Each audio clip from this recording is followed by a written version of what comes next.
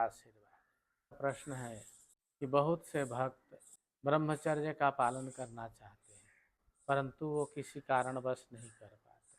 पहले हमें ये जानना पड़ेगा ब्रह्मचर्य है क्या और किसके लिए पालन करने के योग्य है, किसके लिए नहीं। ब्रह्मचर्येण तपस्, ये ब्रह्मचर्य क्या है? जो ब्रह्म के चिंतन में स्थित होते हैं वो ब्रह्मचारी। जो ब्रह्म में चर अर्थात कंटिन्यू उनके साधना में जा रहे हैं उनको ब्रह्मचारी बोलते हैं। दूसरा ब्रह्मचारी का मतलब होता है वीर्य को स्थिर करना। हमारे शरीर में सप्त धातु हैं, उन सप्त धातुओं में सबसे श्रेष्ठ है वीर्य। वीर्य से बल की प्राप्ति होती है, तेज की प्राप्ति होती है, ओज की प्राप्ति होती है। वीर्य हमारे शरीर को स्वस्थ रखता है और दीर्घायु बनाता है, क्योंकि वीर्य एक ऐसी विटामिन है बॉडी के लिए जो शरीर को बहुत सारा शक्ति प्रदान करता है। प्रश्न ये है कि इस वीर्य को स्थिर कैसे किया जाए। बहुत से लोग हैं उनको स्वप्न दोष हो जाता है, परंतु ये जानना पड़ेगा आपको कि स्वप्न दोष आदि ये जो क्रियाएं हैं ये मन के विकार के कारण पहला नंबर होता है।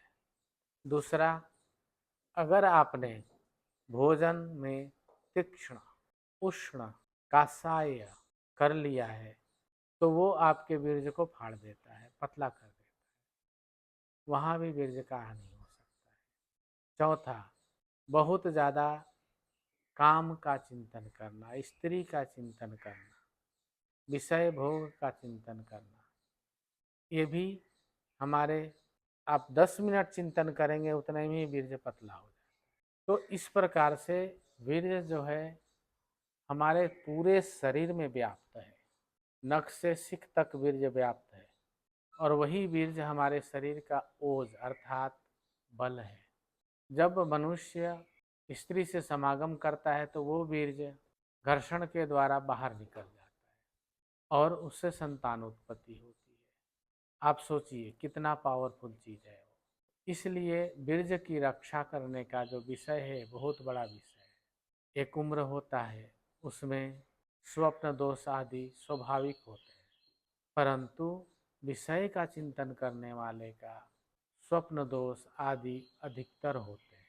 वीर्य अधिक होगा शरीर में तो मूत्र के मल के माध्यम से कफ के माध्यम से बाहर जाता रहता है और वो अधिक होता रहता है, क्योंकि जो लोग हृष्ट पुष्ट भोजन करते हैं, दूध दही घी माखन मिश्री मलाई स्वादिष्ट पौष्टिक सुमधुर भोजन करते हैं, उनके शरीर में वीर्य हमेशा बढ़ता रहता है और बढ़ेगा। अगर वो विषय भोग नहीं करते हैं तो कैसे जाएगा शरीर से? मल के माध्यम से, मूत्र के माध्यम से, कफ के माध्यम से वो शरीर से बाहर स्वाभाविक रूप से जाता रहता है। उसको ना आप रोक सकते हैं ना कोई रोक सकता है। लेकिन जब मन मलिन होता है, भोजन हमारा उष्ण हो गया, बहुत गर्म भोजन कर लिया, खटाई खा लिया, ज़्यादा मिठाई खा लिया, तीखा खा लिया, तो वो भी जाकर के हमारे शरीर के एक रस को बढ़ा देता है, उष्णता को, और वीर्य पतन हो जाता है। तो इस प्रकार साधक को चाहिए कि साधक हमेशा सुपाच्य भोजन करे। भोजन उतना ही करे जितना शरीर को जरूरत है। रात्रि को ब्रह्मचर्य पालन करने वाले के लिए घुटने से नीचे पाँव धोना चाहिए, कोहनी से नीचे हाथ धोना चाहिए और चेहरा धो लेना चाहिए। मुख को धो करके ठंडे पानी से बिना पोछे जा करके विश्राम करें। इससे ब्रह्मचर्य में बहुत सहयोग मिलता है। गुरु कृपा आशीर्वाद।